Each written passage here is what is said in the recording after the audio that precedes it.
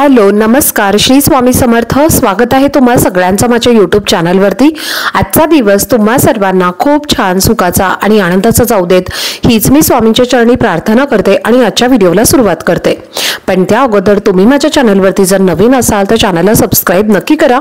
त्याचबरोबर कमेंटमध्ये श्री स्वामी समर्थ लिहायला अजिबात विसरू नका। येत्या 10 एप्रिलला श्री स्वामी समर्थ महाराजांचा प्रकट दिन आहे आणि या प्रकट दिनानिमित्त अनेक स्वामी सेवेकरी जे आहेत तर ते स्वामींच्या वेगवेगळ्या सेवा करत असतात आणि स्वामींना प्रसन्न करून घेत असतात। मागच्या व्हिडिओजमध्ये पण मी तुमच्यासोबत 25 मार्च पासून 10 एप्रिल पर्यंत करण्यासाठी काही सेवा सांगितल्या होत्या। तर आजच्या व्हिडिओमध्ये तुमच्यासोबत मी 11 दिवसांची स्वामींची अतिशय प्रभावी सेवा शेअर करणार आहे। ज्यांना 21 दिवसांची सेवा करणं शक्य नाही झालं, काही अडचण असेल, कोणी बाहेर गावाला गेलं असेल, स्त्रियांना मासिक धर्म असेल, सूतक असेल, अशा वेळेला तुम्हाला जर 21 दिवसांची स्वामींची सेवा करणं शक्य झालं नसेल तर तुम्ही येत्या 31 मार्च पासून 10 एप्रिल पर्यंत 11 दिवसांची स्वामींची ही सेवा जर केली तर तुम्हाला ही सेवा केल्यामुळे तुमच्या मनातील सर्व इच्छा या पूर्ण होतील। आपल्या मनामध्ये भरपूर इच्छा असतात आणि त्या इच्छा पूर्ण करण्यासाठी आपण भरपूर प्रयत्न सुद्धा करत असतो, पण बऱ्याच वेळेला कष्ट मेहनत करून सुद्धा आपली इच्छा पूर्ण होत नाही। तर अशा वेळेला आजच्या व्हिडिओमध्ये मी तुमच्यासोबत ज्या सेवा शेअर करणार आहे, तुम्ही या सेवा जर 10 एप्रिल पर्यंत केल्या तर नक्कीच तुमच्या मनातील कठीणातील कठीण इच्छा या लवकरात लवकर पूर्ण होतील। मग ती धनप्राप्तीबद्दलची तुमच्या मनामध्ये इच्छा असेल, मानसिक असेल, शारीरिक असेल, मुलांच्या बाबतीत असेल किंवा इतर कोणत्याही प्रकारची तुमच्या मनामध्ये इच्छा असेल तर तुम्ही या सेवा नक्कीच करू शकता। तर अशी कोणती सेवा आहे जी आपल्याला 31 मार्च पासून 10 एप्रिल पर्यंत करायची आहे याबद्दलची संपूर्ण माहिती तुमच्यासोबत मी आजच्या व्हिडिओमध्ये शेअर करणार आहे। त्यामुळे व्हिडिओ हा स्किप न करता शेवटपर्यंत नक्की पहा, जेणेकरून तुमच्यापर्यंत योग्य ती माहिती पोहोचेल। आणि तुम्ही माझ्या चॅनलवरती जर नवीन असाल तर असेच माहितीपूर्ण व्हिडिओ पाहण्यासाठी चॅनलला पण लगेचच सबस्क्राइब करा आणि बेल आयकॉनला पण प्रेस करा, म्हणजे मी जेव्हा ही नवीन व्हिडिओज अपलोड करेन त्याचं नोटिफिकेशन सर्वात आधी तुम्हाला मिळेल आणि तुमचा एकही व्हिडिओ हा मिस होणार नाही। तर यातली सगळ्यात महत्त्वाची आणि पहिली सेवा करायची आहे ती म्हणजे श्री स्वामी चरित्र सारामृताचं पारायण। जर तुम्हाला 11 दिवसांचं पारायण करायचं असेल तर तुम्ही ते 31 मार्च पासून 10 एप्रिल पर्यंत नित्य नियमाने 21 अध्याय जे आहेत तर ते तुम्हाला पठण करायचे आहेत। हे पठण तुम्हाला एका बैठकीमध्ये करायचं आहे किंवा तुम्हाला जर एका बैठकीमध्ये करणं शक्य नसेल तर मग तुम्ही दिवसभरामध्ये 1 ते 21 अध्याय तुम्हाला जेव्हा वेळ मिळेल तेव्हा तुम्ही वाचू शकता। तर हे पारायण करण्यासाठी तुम्हाला कोणत्याही पूजा मांडण्याची गरज नाहीये। तुम्ही फक्त पारायण करताना स्वामींच्या समोर आसन टाकायचं आहे, आसनावरती बसायचं आहे आणि एक शुद्ध गाईच्या तुपाचा दिवा तुम्हाला स्वामींच्या फोटो समोर किंवा मूर्ती समोर लावायचा आहे आणि यानंतर तुम्हाला पारायण करायला सुरुवात करायची आहे। 1 ते 21 अध्याय तुम्हाला वाचायचे आहेत आणि ह्या सेवा ज्या आहेत तर त्या केल्यामुळे आपल्या घरामध्ये सुख शांती समृद्धी नांदत असते आणि घरातल्या ज्या अनेक प्रकारच्या अडचणी आहेत तर त्या सुद्धा यामुळे दूर होत असतात। त्यासोबतच आपल्या आयुष्यामध्ये संकट सुद्धा नावाला उरत नाही। तर ही सेवा करण्याच्या आधी तुम्हाला स्वामींचा संकल्प करायचा आहे, संकल्पयुक्त ही सेवा तुम्हाला करायची आहे। पहिल्या दिवशी तुम्हाला स्वामींचा संकल्प करायचा आहे, सेवेचा संकल्प करायचा आहे। तुम्ही सेवा या का करत आहात, कोणती इच्छापूर्ती तुम्हाला करायची आहे आणि त्यासाठी तुम्ही ही सेवा करत आहात तर असा संकल्प तुम्हाला करायचा आहे आणि यानंतर तुम्हाला ही सेवा चालू करायची आहे। दररोज तुम्हाला संकल्प करण्याची गरज नाही, दररोज तुम्हाला स्वामींना प्रार्थना करायची गरज नाही की माझी इच्छा पूर्ण करा। तर फक्त तुम्हाला पहिल्या दिवशी संकल्प करायचा आहे आणि दररोज तुम्हाला अगदी भक्तिभावाने आणि श्रद्धेने 1 ते 21 अध्याय तुम्हाला वाचायचे आहेत। पहिल्या दिवशी तुम्हाला संकल्प करायचा आहे, स्वामींना तुमच्या मनातील इच्छा तुम्हाला सांगायची आहे। अशा पद्धतीने तुम्हाला श्री स्वामी चरित्र सारामृताचे पारायण 11 दिवसांचं करायचं आहे। यानंतर पुढची सेवा करायची आहे ती म्हणजे तारक मंत्र।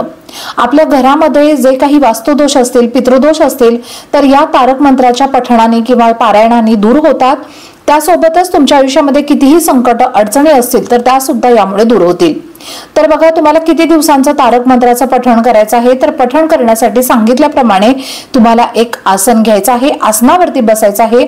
स्वामींच्या समोर तुम्हाला एक शुद्ध गाईच्या तुपाचा दिवा लावायचा आहे, धूप दीप अगरबत्ती लावायची आहे। एक तांब्याच्या कलशामध्ये तुम्हाला पाणी घ्यायचं आहे किंवा चांदीचा ग्लास असेल तो घेतला तरीही चालेल किंवा अगदी तुम्ही स्टीलचा ग्लास घेतला तरीही चालेल। त्यानंतर तुम्हाला काय करायचं आहे तर तीर्थ हे तुम्हाला पाणी घ्यायचं आहे, स्वामींच्या समोर तुम्हाला हे ठेवायचं आहे आणि तुमचा उजवा हात त्या ग्लासवरती ठेवायचा आहे।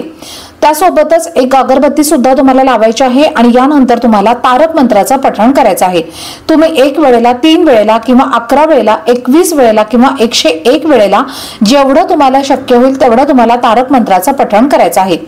तारक मंत्र म्हणून झाल्यानंतर अगरबत्तीची जी विभूती पडलेली असते तर ती विभूती तुम्हाला या पाण्यामध्ये टाकायची आहे। हे अभिमंत्रित झालेलं पाणी किंवा हे जे एक तीर्थ आहे तर ते तुम्हाला प्यायचं आहे। तुमच्या घरामध्ये जर एखादी बाधित व्यक्ती असेल, खूप दिवसांपासून आजारी व्यक्ती असेल तर त्या व्यक्तीला सुद्धा तुम्ही तीर्थ म्हणून हे देऊ शकता। बाधित व्यक्ती सुद्धा या तीर्थामुळे बरी होते आणि कुटुंबामध्ये एकोपा नसेल, सतत भांडणं मतभेद होत असतील तर अशा वेळेला तुम्ही हे जे पाणी आहे तर ते पिण्याच्या पाण्यामध्ये मिक्स केलं तरीही चालेल, त्यामुळे संपूर्ण कुटुंबाला याचा फायदा होत असतो। तर अशा पद्धतीने या तारक मंत्राचं पठण सुद्धा तुमच्या घरामध्ये तुम्ही नक्कीच करू शकता। अनेक जणांना या तारक मंत्राचा अनुभव सुद्धा आलेला आहे। यानंतर पुढची सेवा म्हणजे नामस्मरण। घरातील एका व्यक्तीने नामस्मरण केलं तर त्याचा फायदा संपूर्ण कुटुंबाला होत असतो आणि त्याचं फळ सुद्धा संपूर्ण कुटुंबाला मिळत असतं। घरामध्ये अशी एकतरी व्यक्ती असावी जी सतत नामस्मरण करत असावी आणि या नामस्मरणाने घरावरती येणारं संकट किंवा आपल्या कुटुंबावरती येणारं संकट जे असेल तर ते सुद्धा यामुळे दूर होत असतं आणि आपल्या घरामध्ये नेहमी माता लक्ष्मीची कृपा राहते आणि स्वामींचा सुद्धा सदैव आशीर्वाद आपल्या घरावरती राहत असतो। त्यामुळे नामस्मरण जे आहे तर ते आपल्याला करायचं आहे। आता नामस्मरण कशा पद्धतीने तुम्ही करू शकता, जर तुम्हाला शक्य असेल तर तुम्ही दररोज 11 माळी श्री स्वामी समर्थ, श्री स्वामी समर्थ या मंत्राचा जप करायचा आहे आणि नामस्मरण करायचं आहे। तर सकाळी किंवा संध्याकाळी किंवा दिवसभरामध्ये तुम्हाला एका बैठकीमध्ये सुद्धा तुम्ही 11 माळी स्वामींचा जप हा करू शकता। एका बैठकीमध्ये जर तुम्हाला करणं शक्य नसेल तर मग तुम्ही सकाळी, संध्याकाळी किंवा दुपारी अशा वेळेमध्ये जेव्हा तुम्हाला वेळ मिळेल तेव्हा सुद्धा तुम्ही नामस्मरण हे करू शकता। तर बघा, नामस्मरण करण्याच्या आधी सुद्धा तुम्हाला दिवा आणि अगरबत्ती स्वामींच्या समोर लावायची आहे आणि त्यानंतर तुम्हाला माळेवरती जप हा चालू करायचा आहे, म्हणजे तुम्हाला नामस्मरण करायचं आहे।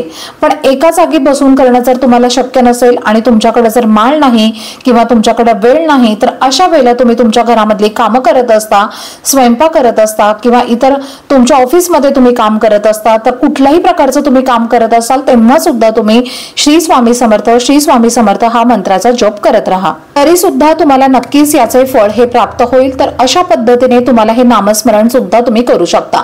तर या 3 सेवा तुमच्या सोबत मी ज्या शेअर केलेल्या आहेत तर त्या संकल्पयुक्त तुम्हाला करायच्या आहेत। 31 तारखेला पहिल्या दिवशी तुम्हाला सेवा सुरू करण्याच्या आधी स्वामींपुढे बसून संकल्प करायचा आहे आणि सेवा तुम्ही का करत आहात तर ती तुम्हाला सांगायचं आहे आणि यानंतर तुम्ही कोणती सेवा करणार आहात, मग ती तारक मंत्राची सेवा करणार आहात की नामस्मरण करणार आहात की स्वामी चरित्र सारामृताचं पारायण करणार आहात हे तुम्हाला आधी ठरवायचं आहे आणि त्या पद्धतीने तुम्हाला संकल्प हा करायचा आहे।